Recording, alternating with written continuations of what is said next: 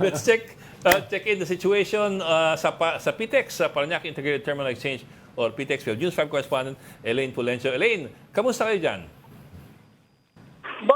Bok Ed, ito, tuloy-tuloy pa rin yung pagdating ng mga pasahero dito sa PTEX at ayon nga sa mga nakausap natin kanina, may ilan na dito na aabutan ng pagsalubong sa Pasko.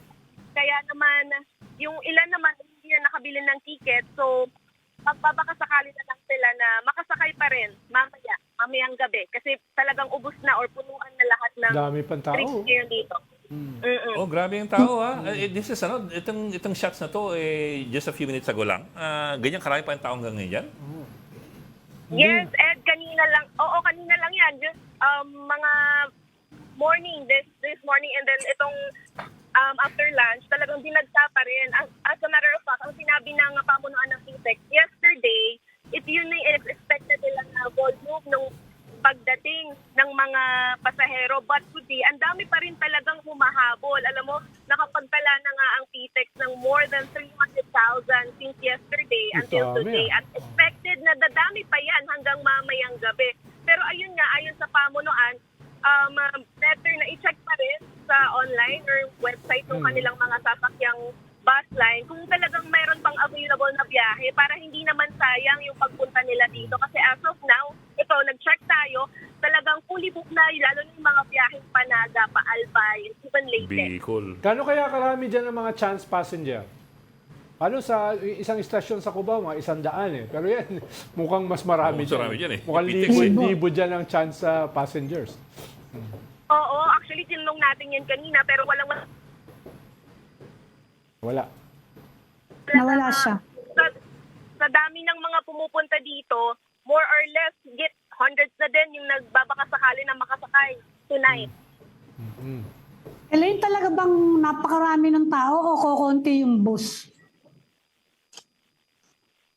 Sapat naman daw Kasi yung doon sa bus. kabila, It's just yung sa that kabilang naipit. terminal ano daw Oo, ang sabi naman, sapat daw yung bus. It's just naipit sila sa traffic going back here mula doon sa mga nauna ng trips papunta nga sa mga probinsya. Lalo na dito sa part ng Luzon, Bicol, kung saan talagang heavy traffic yung nararanasan. Kaya yung interval ng bus, instead na mabilisan, napapatagal, nadidelay because of yung traffic na nasasalubong nila along the way.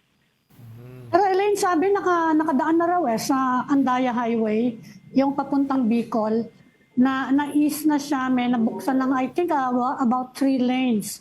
So, dagsa pa rin ba talaga yung tao o talagang kulang pa rin talaga yung bus natin? Talaga bang kulang yung bus natin? Kanina may mga nakaalis na rin. Ito yung mga naantala yung biyahe since kahapon. Pero kanina nabawasan na actually yung mga nandito sa PTEX. At yung mga nakausap natin ngayon, ito yung mga kadarating lang. At ngayon pa lang talaga kukuha rin ng ticket nila going to Bicol. Pero ang sabi ng ilang bus line na nakausap natin, may mga available na biyahe tonight, 4 p.m. hanggang 7 p.m. papuntang Bicol. Elaine, tapos so malinaw yun na wala nang fully booked na, wala nang available seats except lamang kung merong mag-back out o magka-cancel, ganun ba? When you say they're fully booked, wala ka nang mabibiling ticket. Oo, ito yung nilinaw natin kanina kasi may ilang bus line na talagang fully booked na yan hanggang December 30. Pero may ilang bus line naman na available pa yung kanilang mga biyahe going to Bicol. Kasi yan talaga yung mostly napupuno. Pero yung available na biyahe na lang daw nila just in case may mga magbabakasakaling pumunta ngayon is hanggang 7 p.m. tonight. Teka. So may possibility na may available buses pa na out of schedule, kumbaga wala sa schedule na biyahe? O yung isang bus line na nakausap natin kanina as of 3 p.m., sabi niya, may mga biyahe pa sila in a certain point dito sa Bicol. Pero might as well, i-check na rin na lang nila bago pumunta kasi baka nga napuno na rin. Kasi 3 pa yun magpo-5 na ngayon. Oh, okay.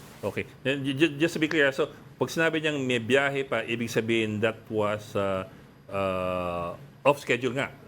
Kumbaga, it's an addition or it's a regular schedule? Yes.